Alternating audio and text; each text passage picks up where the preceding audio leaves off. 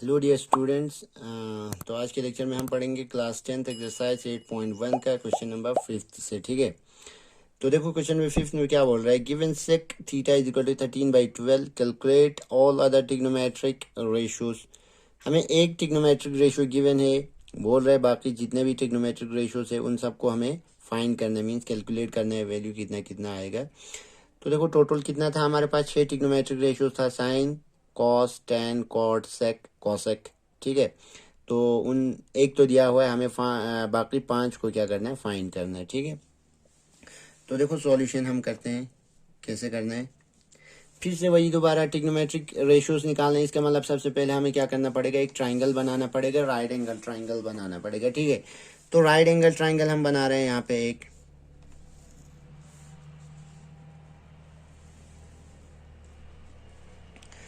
Theta है angle, तो कुछ भी ले सकते हैं, ये ABC। थीटा क्या होगा हमारा, पक्का एक्यूट एंगल होगा। तो आप इस थीटा को या तो यहाँ पे ले सकते हैं या तो यहाँ पे ले सकते हैं, वो आपका मर्जी है। ठीक है, मैं मान लेते हैं यहाँ पे ले रहा हूँ, ये हमारा क्या है, एंगल थीटा है।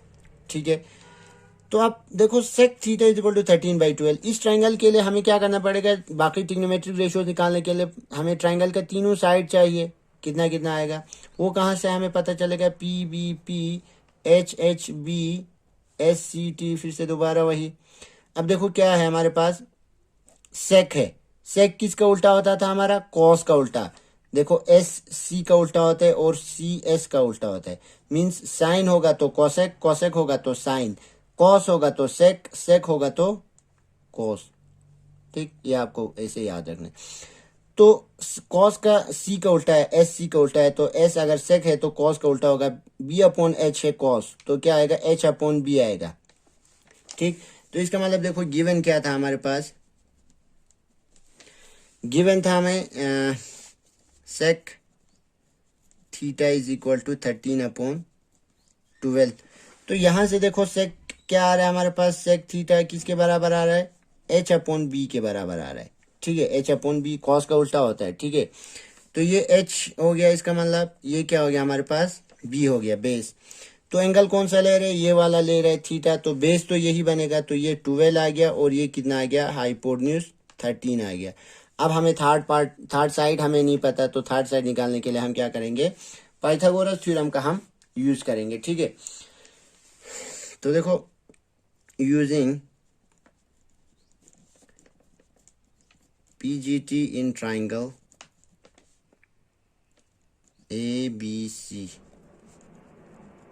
वी गेट, क्या आएगा, अगर हम इस ट्राइंगल में पाइथागोरस थ्योरम यूज करेंगे तो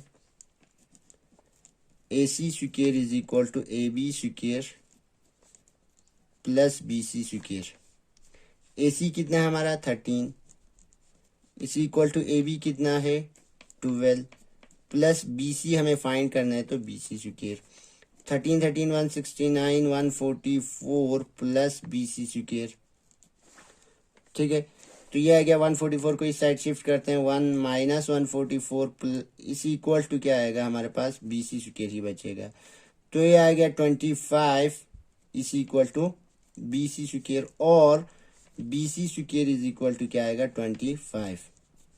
ठीक है, अब BC निकालना है हमें, तो दिस इंप्लाइज BC कितना आएगा, under root of 25 is equal to कितना आएगा 5।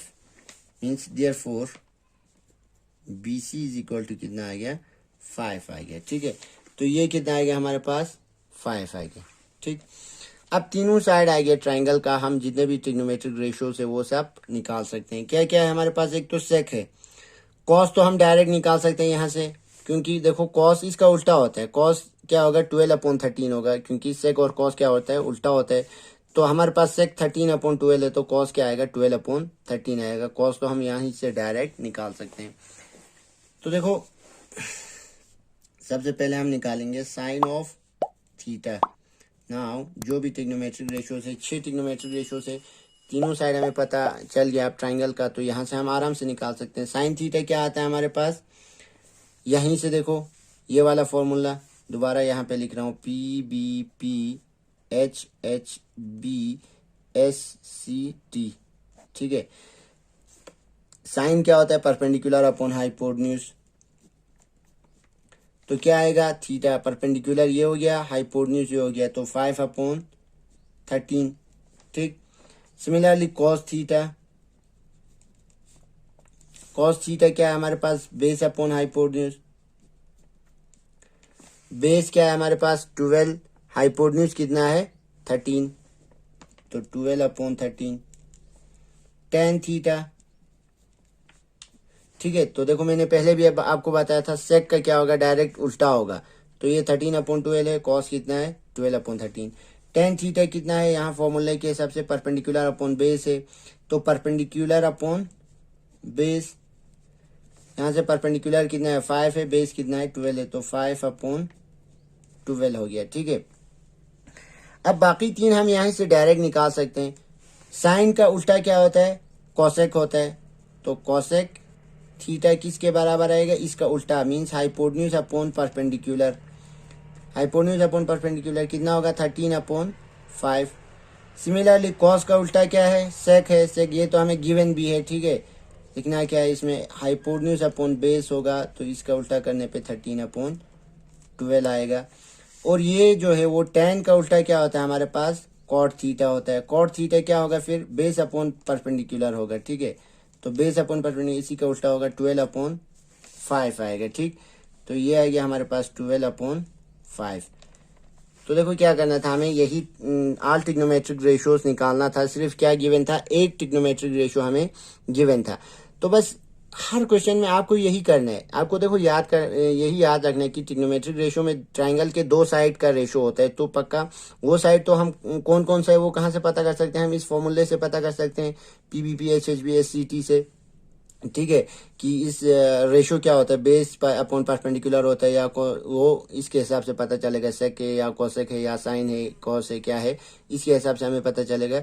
तो ट्राइंगल में 3 साइड होते हैं, उसमें से 2 साइड हमें पता चल गया। अब थर्ड साइड निकालने के लिए पाइथागोरस थ्योरम अप्लाई करना है। इसके बाद जो भी निकालने के लिए बोला है वो हमें निकालना है। ठीक है, हर क्वेश्चन में आपको ऐसे ही करना है। ठीक है, तो ये हो गया आपका क्वेश्चन नंबर 5।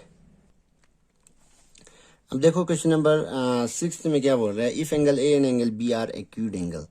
ठीक है, एक्यूड एंगल से ए और बी दोनों, such that cos A is equal to cos B, then show that angle A is equal to angle B.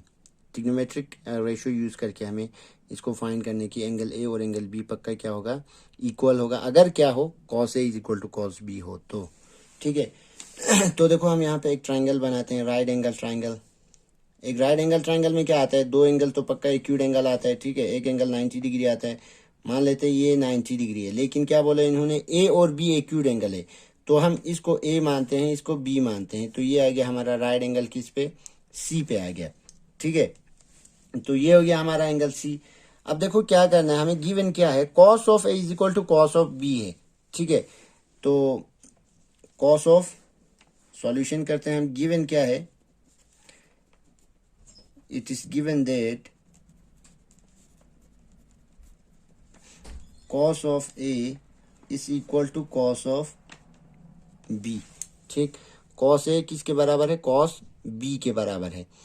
cos A हमें पता है, देखो PBP HHB SCT। ठीक, cos किसके बराबर होता है, बेस अपॉन हाइपोटेन्यूज के बराबर। सी क्या रिप्रेजेंट कर रहा है हमारा कॉस, तो बेस अपॉन हाइपोटेन्यूज। लेकिन यहाँ पे देखो एंगल क्या है, ए है। ठीक है, तो एंगल ए है तो बेस क्या बनेगा, ये बनेगा AC। ठीक, तो दिस इम्प्लाइज, देखो मैं क्या कर रहा हूँ, दिस इम्प्लाइज क्या है हमारे पास, कॉस ए, बेस क्या है AC अपॉन हाइपोटेन्यूज। हाइपोटेन्यूज क्या बन रहा है इसके हिसाब से, AB हाइपोटेन्यूज, तो AB फिक्स ही रहेगा, is equal to cos of B. B करने पे एंगल ये आएगा बी, इसका मतलब ये परपेंडिकुलर हो गया, ये बेस हो गया। और कॉस का फॉर्मूला क्या होता है, बेस अपॉन हाइपोटेन्यूज, तो बेस क्या बन रहा है, बी लेने पे BC बन रहा है, और हाइपोटेन्यूज क्या बनेगा, AB ही रहेगा। ठीक है, तो यहां से देखो AB क्या हो गया हमारा, कैंसिल आउट हो गया, तो दिस इंप्लाइज क्या बचा, AC is equal to BC। तो इस ट्राइंगल में AC और BC क्या है, दोनों इक्वल है, इसका मतलब cos A equal to cos B है, तो इसका मतलब AC और BC भी क्या है, पक्का इक्वल आ रहा है। अगर इक्वल आ रहा है, किसी ट्राइंगल में दो साइड इक्वल आ रहा है, तो उसके ऑपोजिट एंगल्स भी क्या आता है, इक्वल आता है। एसी के ऑपोजिट एंगल बी और बीसी के ऑपोजिट एंगल ए क्या आता है, पक्का इक्वल आता है। ठीक है, तो अगर A C is equal to B C आ गया तो दिस इंप्लाइज क्या आएगा, angle A is equal to angle B होगा। ठीक है, क्यों होगा, क्योंकि रीजन यहां लिख देना, opposite angle of equal sides are equal. Opposite angle of equal side, क्योंकि ये साइड और ये साइड तो इक्वल हो गया, तो therefore equal sides are equal. ठीक है, अगर दो साइड इक्वल हो गया तो उनके ऑपोजिट एंगल्स भी क्या होते हैं, इक्वल होते हैं। यहां पे क्या किया, देखो यहां रीजन में यहां लिख देता हूं, कॉस अगर हम ए निकालेंगे तो क्या आएगा हमारे पास, बेस अपॉन हाइपोटेन्यूज आएगा। ठीक है, बेस अपॉन हाइपोटेन्यूज, तो बेस क्या आ रहा है, ए सी आ रहा है, हाइपोटेन्यूज क्या आ रहा है, ए बी आ रहा है। सिमिलरली अगर हम कॉस बी निकालेंगे तो कॉस बी भी क्या आएगा, बेस अपॉन हाइपोटेन्यूज आएगा, लेकिन बी ले रहा है, एंगल बी ले रहा है, तो बेस और परपेंडिकुलर चेंज होगा, बेस ये बनेगा आप is equal to B C upon A B हो गया। अब इन्होंने यहाँ पे गिवन है हमारे पास कॉस ए कॉस बी के इक्वल है, तो इसका मतलब ये भी क्या होगा, इक्वल होगा, A C upon A B is equal to B C upon A B. तो यहाँ से ए बी कैंसिल हो गया, A C is equal to B C आ गया, तो दो साइड इक्वल आ गया, तो दो एंगल उनके ऑपोजिट एंगल भी क्या होंगे, इक्वल होंगे। ठीक है, तो बस ये हमें यही शो करना था कि कॉस ए कॉस बी के बराबर है, तो पक्का एंगल ए किसके बराबर होगा, एंगल बी के बराबर होगा। ठीक है, तो ये था आपका question number 6। So thank you.